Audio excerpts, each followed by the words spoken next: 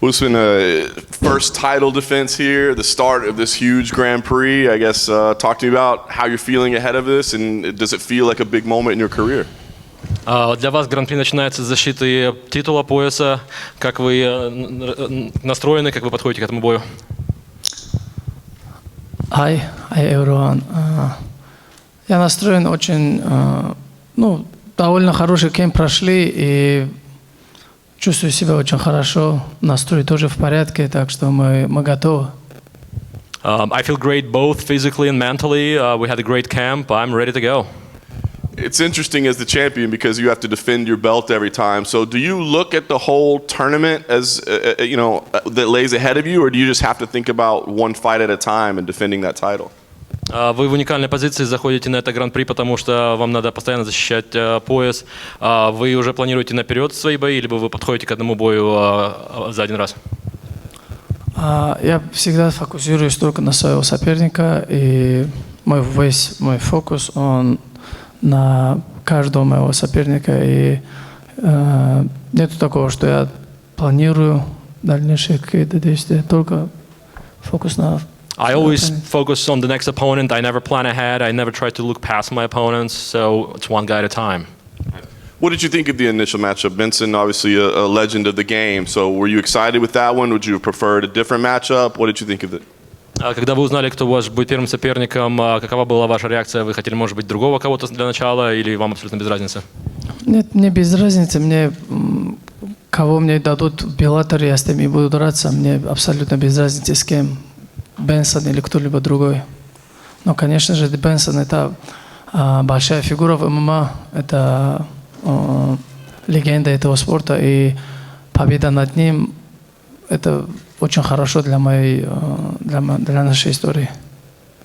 It doesn't really matter for me because I eventually will have to go through all of them anyways. In this case, Benson is a great matchup because he's a great opponent. He has great experience and he's known. So starting by winning him, for me, that's going to be a great leg up. How much would it do to validate where you are in your career to beat a former UFC champion, a former WEC champion? How much would it mean to you to validate where you stand in your career? Насколько это значимо для вас то, что вы можете победить предыдущего чемпиона UFC, WE, то есть как бы это значение дополнительно придает вашему бою? Ну, конечно же, это, как сказать, конечно, будет приятно победить такого титулованного бойца. И так же, как я и говорил, это хорошо для моей карьеры, что в резюме будет такой человек. И мы иншаллах, пройдем его, точнее. Yeah, definitely it's a great start because he is very titled, he is known, and also it's going to be good for me, for my resume, for my record.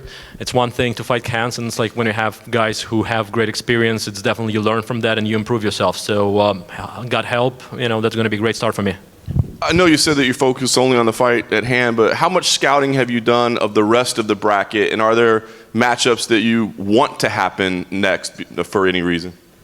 Учитывая других людей, которые в Гран-при участвуют, есть ли какой-то конкретный боец, с которым вы хотели бы действительно встретиться после него? У меня нету конкретного бойца, с кем бы я хотел встретиться, но каждый из этих бойцов хотят встретиться со мной, так что меня это особо не волнует, меня они как бы не напрягают. I don't really have a priority which one is going to be next. I know that I'm priority for many of them, so you can ask them that question. For me, it's just one fight at a time. You're already the champion. You've got this undefeated record. What would it mean for you to win this whole thing, to win the entire Grand Prix? What would it mean to you personally? Вы уже чемпион, и у вас уже есть пояс. Какую значимость для вас закончить и победить в этом Гран-при? Знаешь, для меня нету такой цели выигрывать там Гран-при или еще что-то. Для меня главная цель — это выиграть мой каждый следующий бой.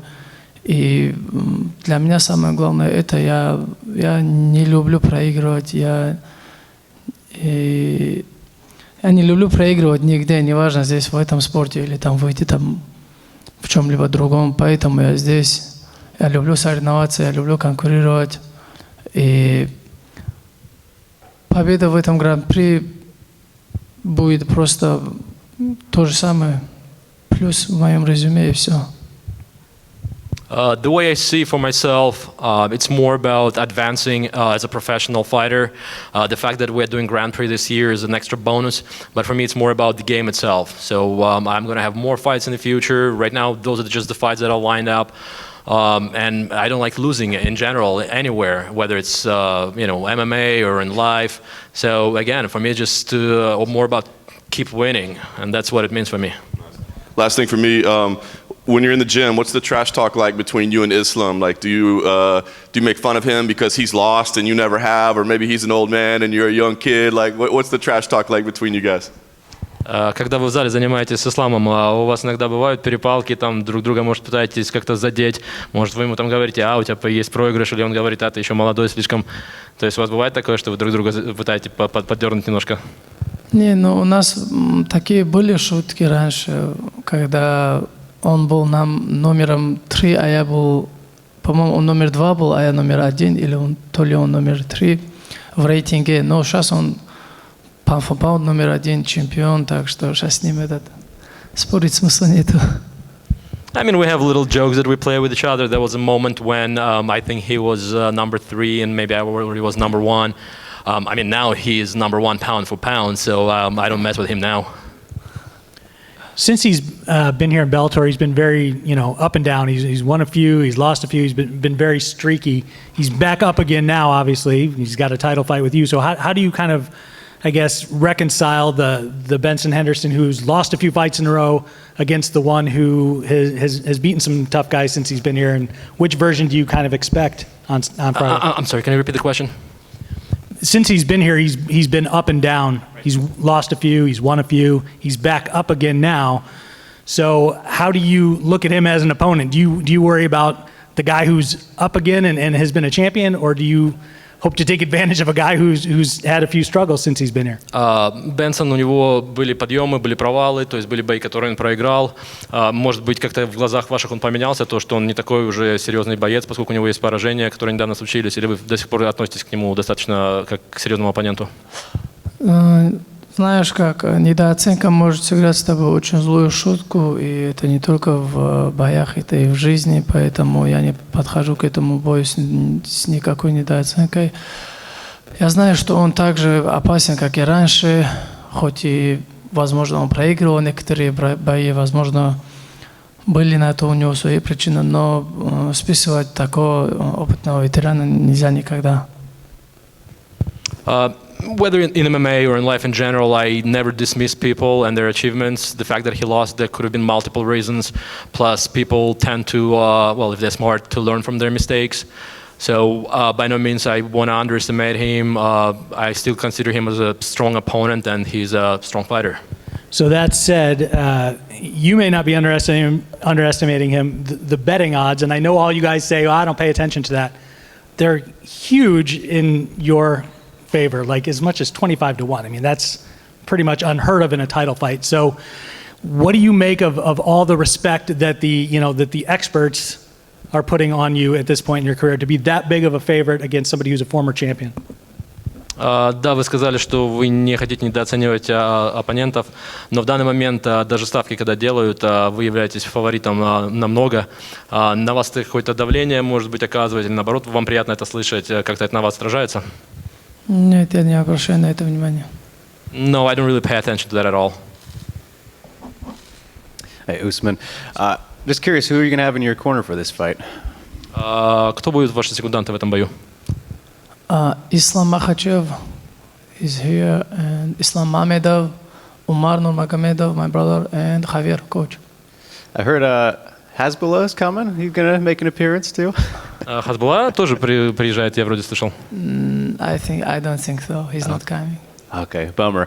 He's busy. He's busy guy. Yeah. Speaking of Islam, though, just curious, what did you make of the fight with Alexander Volkanovski? Obviously, great fight, very close. A lot of people have a lot of opinions. Just what was your thoughts on that big lightweight title fight we saw recently?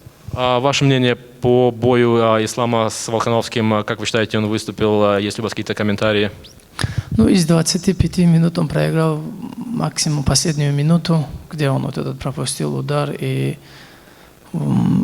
последние минуты, где он лежал на спине, и все. А в остальном я не видел никакой доминации или еще что-то со стороны Волконовского, потому что я смотрел этот бой как профессионал. Как профессионал в этом деле, и не было такого, что я учитывал только ислама, удары или еще что-то. Для меня ислам выиграл, конечно, единогласно, и здесь нет никаких споров. For me, there is no question that Islam won. He was dominating most of the time, maybe like except for the last minute when he missed that punch and ended up on his back. But overall, I think he was dominating. And I'm not saying that because he's my friend. I was watching the fight, and I know Volkanovski is a great guy. I've been just analyzing. I think there is no question that he won. And what advice has Islam given you? You know, that was his first title defense. Now you're getting ready for yours. What specific advice has he given to you, as a new champion getting ready to defend for the first time? Были ли какие-то советы, которые Ислам вам дал после того, как он закончил, стал чемпионом? Тоже, может быть, он делится как чемпион чемпиону, какие-то наступления вам дает перед боем?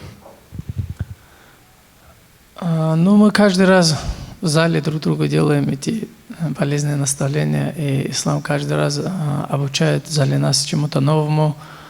И здесь нету такого, ты чемпион, или ты не чемпион, или ты новичок. Он показывает это все и учит этому всех, а там уже от тебя зависит. Здесь не важно, ты чемпион или не чемпион. Если ты чемпион, и ты не берешь то, чему тебя учат, то как ты будешь развиваться? То же самое, что и новичок, он тоже должен развиваться в каждой его сфере. Поэтому, да, ислам учит нас всему в зале, он подсказывает некоторые нюансы в грэпплинге, он очень хороший, у него такие, он учит очень таким тонким моментам техники.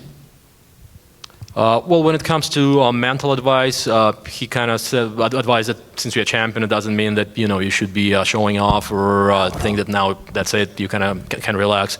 It doesn't matter like whether you're beginner or champion. You should still be humble and keep working hard. We always work in the gym. He always gives advices. He's great at grappling, so definitely when we train, he always shows a lot of little things on grappling techniques and improvements, what can be done. So yeah. It's all about the gym sharing. Of course, and unfortunately we found out earlier this week that Abubakar got sick and he's out of his fight in the UFC now. Have you talked to him at all? How is he doing? Is he okay? Мы узнали на этой неделе, что Абубакар не будет драться в UFC, что у него что-то со здоровьем. Мы разговаривали, вы что-то знаете, что с ним происходит сейчас? Да, мы проходили же весь этот кемп вместе, и Абубакар, он за 2 недели заболел. По-моему, грипп или гайморит, что-то. Он сильно неделю где-то сильно болел, потом он обратно более-менее себя хорошо чувствовал, начал вернулся в зал, и обратно его очень сильно подкинуло, так скажем. Пришлось сняться, да, по состоянию здоровья, он никак не смог восстановиться. За неделю даже до боя он в постели лежал, не мог нормально, не то что тренироваться, даже на улице выходить. Поэтому, что не случается, то все к лучшему. Желаем Абубакару, старшему брату, здоровья. Yeah, we were planning to do the camp together, and then he got sick. But that actually was a double hit because he got sick. He was out of the gym, and then he thought that he's going to be able to recover. He spent some time, then went back to the gym, and then got sick again. And then he, at that point, he had to stay in bed for like a week, and he was really weak. Probably something maybe with the immune system. We don't know whether it's flu or something else. It's unfortunate, but again, whatever happens for a reason. God has His plan. So again, we wish him well, and we'll see what's next for him. Yeah, definitely wish him a speedy recovery. And last thing for me, we know how much respect for your older brother means in Dagestan, and how older brothers are usually tough on the younger brother. So since you've become champion, has Umar, praised you for the achievements, given you some more love, and been proud of his brother? Мы знаем, сколько у вас и у вашего брата уже уважения в Дагестане есть, и после того, как вы стали чемпионом, он как-то, может быть, более на вас тяжело ответственность накладывает, чтобы вы более подходили ответственно к тренировкам и ко всему. То есть дополнительное давление на вас какое-то оказывается? Давление, оно всегда присутствует, конечно, но такой со стороны Хабиба, он имеет в виду, да? You're asking from Khabib, right? Со стороны... Не, с Умаром у меня же более близкие отношения, чем с кем-либо в этом мире. Поэтому у меня нормально в этом плане нет такого. Ну, подсказывает, говорит, постоянно помогает. Где ошибаюсь, исправляет. А так, чтобы давление со стороны Умара было, нет такого. No, I wouldn't say I get any pressure from Umar. We quite like, if anything, I have a better relationship with him than with Khabib, and he's always cool and he, always supports me. We have a nice, warm relationship. Awesome. Best of luck, champ. Thank you, thank you.